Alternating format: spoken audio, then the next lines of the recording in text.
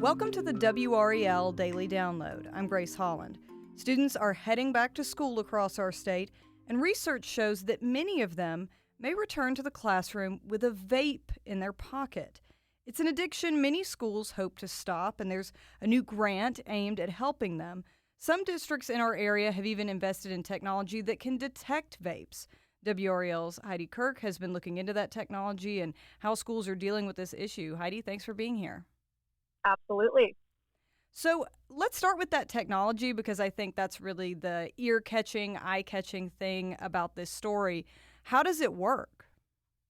Totally. Well, I did a lot of research on this today. And let me start by saying there's a lot of different products out there. So I'm going to speak very generally. Now, I looked into two main ones. One of them is called the Halo Vape Sensor, and one is the Verkada Vape Detector.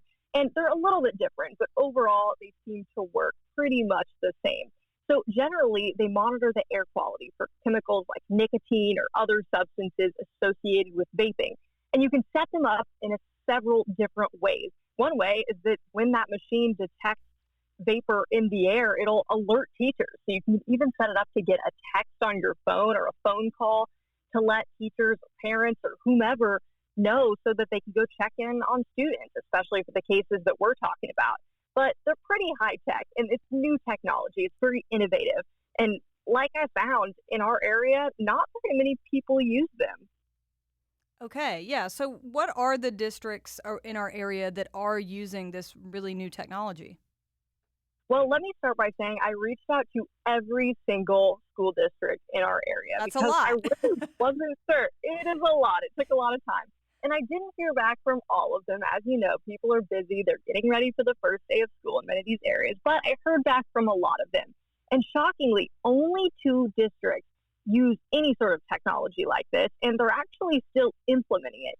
So the two that I heard back from is Warren County and Chatham County. And they use two different types of technology, the two that I mentioned before. So in Warren, it's Verkada, and in Chatham, it's the Halo Vape Sensor. And they're working right now to implement it. It's been a long process. We actually reported back in the early months of the year that in Warren County, they had approved this technology.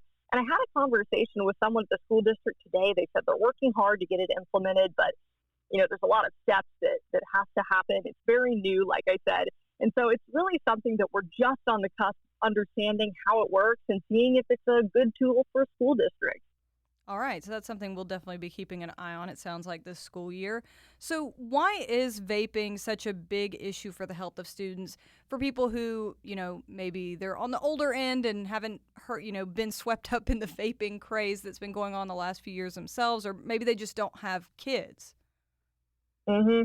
Totally. Well, this is something I looked into, and there's a lot to it. I feel like we always hear nicotine is bad, vaping is bad, e-cigarettes are bad, but I'm not sure a lot of people actually know why. So I did a little bit of research, and I'm going to refer to my notes here. So first of all, they're addicting. So e-cigarettes, vapes, they contain nicotine, which, if you don't know, it's highly addictive. It makes it difficult for teenagers, especially to concentrate and focus. Nicotine can also harm parts of the brain that control attention, learning, mood, impulse control, especially for people's brains who are developing. So when you think about students, that's a huge one. The second big one is lung damage, and I feel like this is the most common. I mean, back when smoking was more popular, everyone was, concerned about the impact that it has on your lungs. So e-cigarettes especially contain chemicals that can cause irreversible lung damage. And when you think about kids, you don't want to cause that damage so early on. And in the short term, e-cigarettes aerosol can irritate the lungs, throat, eyes. It can make it more likely to catch colds or flu. And especially when you're in a school setting, for instance, you're already exposed to all of those things. So if you're in a vulnerable state and you've been vaping, you've been using an e-cigarette, it just can make it worse. And of course, there's a ton of other health risks. I mean, vaping can also cause anxiety and depression in some studies, sleep problems, risking use of heart disease, things like that. So there's just a long list of reasons that kids especially should not be smoking these items. All right, let's take a quick break right there, and we'll be right back.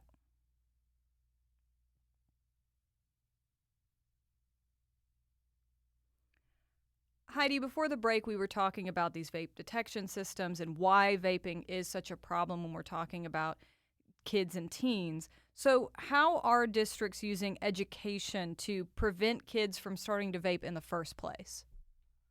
So I spent a lot of time today at the Nash County Public School District talking to people about how they are doing it. So this is just one model, but I think it's also worth noting that, when I sent those emails out this morning about, how they're using technology or education, many of them got back to me and said they have, different campaigns and programs out there within the school district, whether it's a nationwide program that they tie into, or it's something that they've come up with locally to prevent vaping. So let me start with Nash County. So in Nash County, just this year, for the very first time, they got the North Carolina Stronger Connections Grant. And essentially what they got it for is to address the need for vaping, substance use, prevention, and intervention. And that grant is going to be $675,000 over the next 3 years. So that's a lot of money. So, of course, my first question was, how are you going to actually use all that money to educate students? So they said that it really comes down to training for the professionals in the building, the educators themselves, whether it's teachers or other, health professionals that work in schools. They really want to make sure that they can invest in the right tools to train them. So there's lots of different ways of doing that. In Nash County, one of the things that they said is investing in specific programs that they can use to sit teachers down and kind of help them understand how they need to educate students in their classrooms and make sure that it's an open dialogue. That students especially understand how these ad campaigns really target them. I mean, if you've ever seen a vape ad, pretty much it's a lot of bright colors, a lot of fun flavors. I mean, it literally looks like something that, a kid might get in their Halloween basket. And of course, it's just so far from that. So being able to implement these trainings, it takes money, and this is what they've got through that grant. The other thing that they plan to do is hire 2 behavioral support specialists, and they're going to do that at the southern end of the county in the Rocky Mount schools, some of those areas that are a little bit more impoverished. There's not as many resources out there, and those people are going to be able to work just on implementing some of these things, making sure that they can really focus on getting the trainings out there, the ones that they need. But again, I talked to lots of different school districts about this, and they said that they've got other programs like this, and that really by educating students, that is the best tool that they have. Right. And so along with that, I would assume that parents probably have a role in this. Did you talk to any parents about vaping in the course of doing this story? Do they have concerns about their kids vaping? Absolutely. Well, I went to a mall and I just set up out front without my camera or anything. And I just walked up to several parents and just kind of polled them on it. And every single one said, yes, of course, we are concerned about our students vaping in school. We've done everything we can to educate them at home. But, whenever they go out to school, you don't really know what they're getting exposed to. So, I spoke on camera with someone. Hi, I'm Jeanette Jackson. She has 2 kids that are about to start up in the Nash County public school system. That are 9 years old and 10 years old. And you might hear that and think, well, obviously they're not going to have their hands on vapes. But, something that I learned today was in the Nash County School District, they have 3rd graders that have gotten a hold of vapes. So, I mean, it really isn't that outlandish. I know, it's shocking. And so, talking to Jackson, she said that this has been something that's front of mind for her. These children should not be vaping. They're very, very dangerous. And some stores are selling it to these children when they shouldn't be. And I've seen online, a lot of kids have been had to go to the hospital for this vaping. It sounds like a silly question, but do you think kids should be vaping in school? Absolutely not. I don't think kids should be vaping at all. If you're grown and you want to vape and you want to do that with your life, it's okay. I mean, you're grown. But children shouldn't be vaping at all. Not in school, not outside, not at all. And these stores should not be selling it to these children. I mean, vaping is so new. She described herself as a younger parent. She said it's something that she knows a lot about because, in the last few years, she's been exposed to it herself. She's seen way more people vaping. And, well, maybe an older parent might not think too much about it. It is front of mind for her. And she said she really has worked to educate her students, her kids about it and help them understand why it's bad for them. I teach my kids the right and the wrong. And, I just pray that they know the right things to do and they know that that's not a good thing.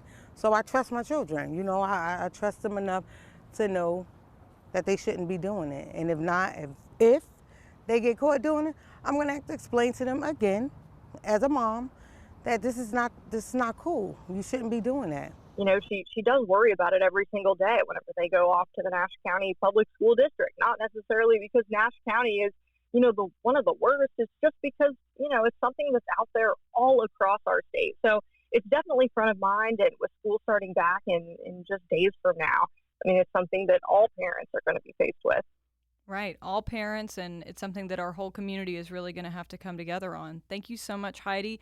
WRAL is going to have much more conversation on this topic. Investigative documentary reporter Kristen Severance has been talking to teens, health experts, and lawmakers to figure out why so many students are addicted to vaping and what can be done to stop it. That documentary is called Gen V, Teen Vaping in North Carolina. It airs September 26th. At 7:30 on WRAL. Thank you for listening to the WRAL Daily Download.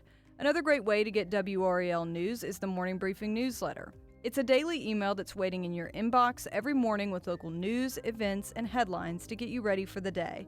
Sign up at WRAL.com/newsletter.